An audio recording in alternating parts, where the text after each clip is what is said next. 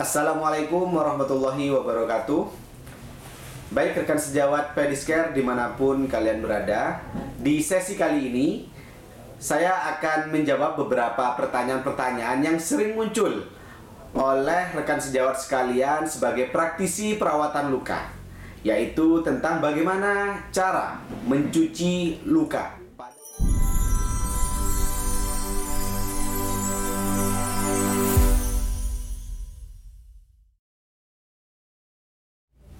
Seperti yang kita ketahui bahwasannya mencuci luka ataupun wound cleansing merupakan sebuah hal yang sangat penting dalam proses perawatan luka.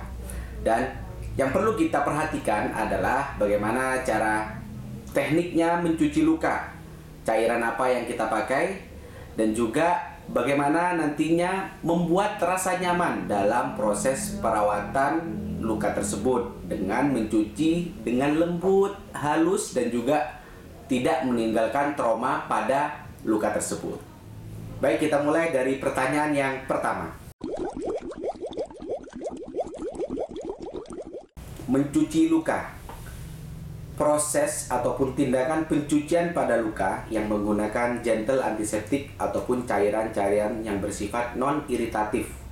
Dan nantinya dengan cairan tersebut dapat mengurangi mikroorganisme, patogen, dan juga mengurangi bau. Dan juga khususnya adalah dengan pencucian tersebut dapat memberikan rasa nyaman pada pasien tersebut.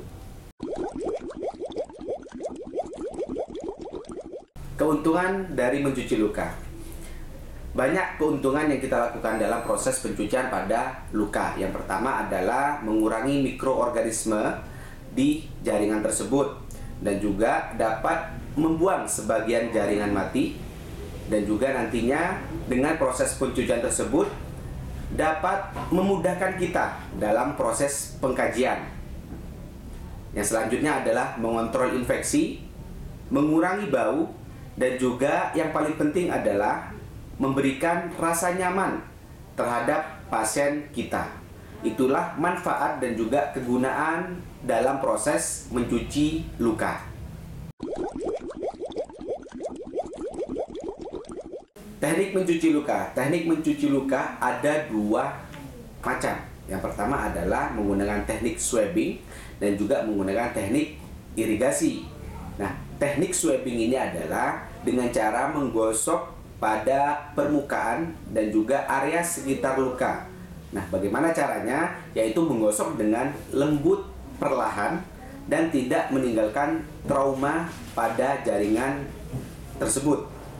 Dan bagaimana swabbing yang baik? Yang pertama yang saya sarankan adalah menggunakan skin to skin, yaitu menggunakan telapak tangan dengan menggosok secara perlahan.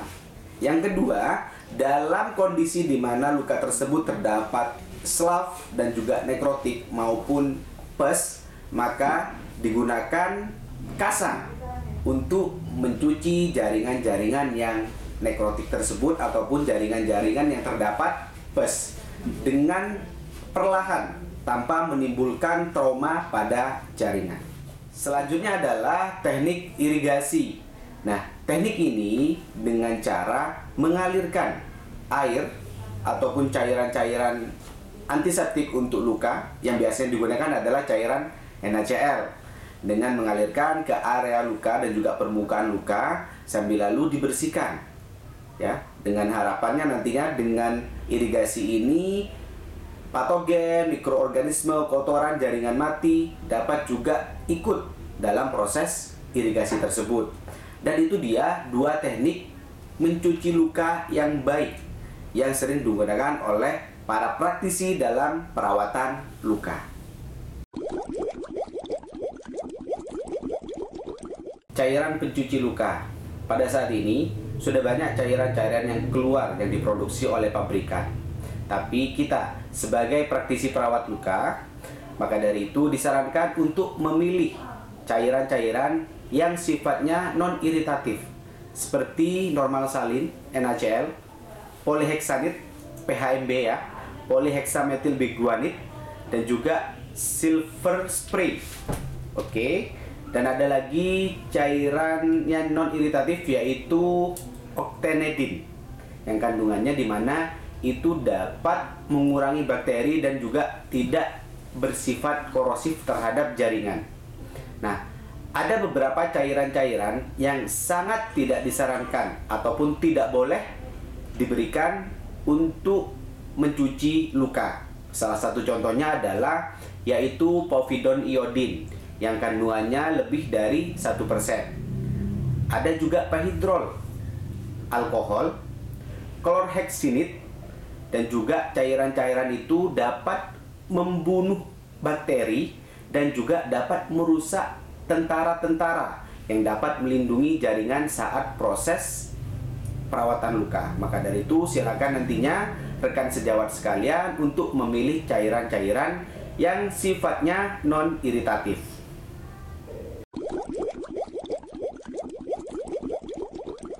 Rebusan daun jambu biji dan juga daun sirih ini merupakan sering pertanyaan yang disampaikan oleh pasien-pasien kita karena ini lebih efisien dalam pembiayaan. Oke. Untuk rebusan daun sirih dan juga daun jambu biji itu boleh digunakan untuk mencuci luka. Kenapa? Karena kandungan dalam daun jambu biji dan juga daun sirih terdapat kandungan antimikrobial yang sangat bagus untuk mengurangi bakteri maupun patogen yang ada pada jaringan.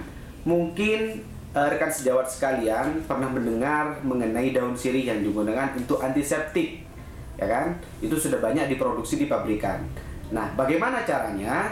Caranya adalah yang pertama, silakan rekan sejawat sekalian ambil 10 atau sampai 15 daun. Setelah itu rebus di air panas. Setelah direbus silakan disaring, diambil airnya. Oke, setelah diambil airnya silakan didinginkan terlebih dahulu. Oke, setelah didinginkan baru dimasukkan ke dalam wadah ataupun botol, nantinya digunakan untuk irigasi dalam proses mencuci luka. Nah, itu sangat efektif sekali dan juga dapat meminimalisir biaya dalam proses perawatan. Maka dari itu sangat disarankan untuk menggunakan rebusan jambu biji ataupun rebusan daun sirih. Baik rekan sejawat sekalian dan sahabat Pedicare, itulah jawaban-jawaban yang sudah saya sampaikan mengenai proses mencuci luka. Nah, maka dari itu silakan aja nantinya apabila ada pertanyaan-pertanyaan yang lain boleh disampaikan di media sosial kami. Dan jangan lupa the one and only yang saya harus ingatkan, yaitu jangan lupa like, comment, and subscribe channel YouTube Pedicare Malang. Dan juga ikuti semua kegiatan notifikasi yang ada di media sosial Pedicare. Oke? Dan dari Pedicare Malang, semangat dan dedikasi kami untuk Anda.